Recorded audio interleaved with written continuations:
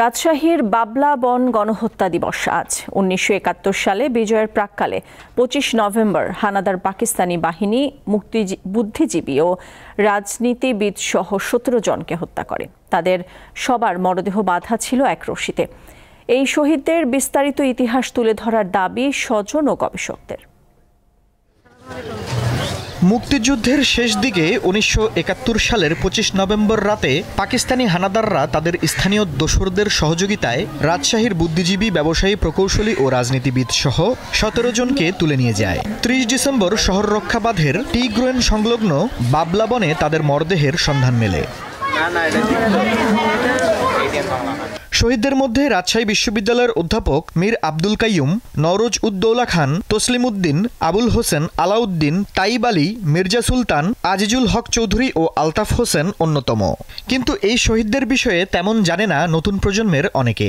কাদের যে বধ্যভূমি, কারা শহীদ হয়েছিলেন তার কোনো নাম বা ফলক নাই, এইটুকুই জানি। এখানে এসে আমরা দেখি যে এখানে একটা স্মৃতি স্তম্ভর মতো কিছু আছে, কিন্তু এটার এক্স্যাক্ট ইতিহাস বা কোন প্রেক্ষাপটে এটা বানানো হয়েছে এ সম্পর্কে আমাদের কোনো ধারণা নেই। এখানে রাজশাহীর বিভিন্ন বুদ্ধিজীবীকে গণকবর দেওয়া হয়েছে, কিন্তু এখানে কোনো নেম প্লেট বা নাম ফলক নাই, যার মাধ্যমে যে আমজনতা জানতে পারবে এটা কি, সেটা বোঝার কোনো উপায় নাই।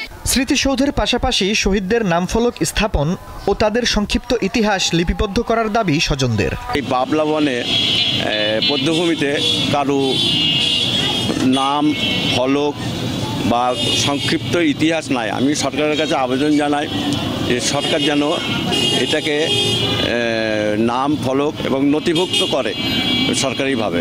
যে কয়েকজনের নাম পাওয়া গেছে সেটিও যদি এখানে লিখে দেওয়া হয় এবং ইতিহাসটি লিখে দেওয়া হয়, তাহলে আগামী প্রজন্ম মানে নতুন প্রজন্ম আমাদের মুক্তিযুদ্ধের ইতিহাসের একটি অংশ এইটি সম্পর্কে জানতে পারবে। রাজশাহী মহানগরে ৯টি বধ্যভূমি রয়েছে। এগুলো রক্ষণাবেক্ষণে জোর দিচ্ছে সিটি কর্পোরেশন। আমাদের রাজশাহী যে নটির কথা বললাম মহানগরের মধ্যে এখন পড়েছে, এই নটির জায়গায় বধ্যভূমির তথ্যপত্র সংগ্রহ করা, সুরক্ষা দেওয়া, বাচ্চাদেরকে শেখানো, এই কাজগুলো আমরা করতে চাই। মহান মুক্তিযুদ্ধে পাকিস্তানি হানাদারদের বিরুদ্ধে তীব্র প্রতিরোধ গড়ে তুলেছিলেন রাজশাহীর মানুষ।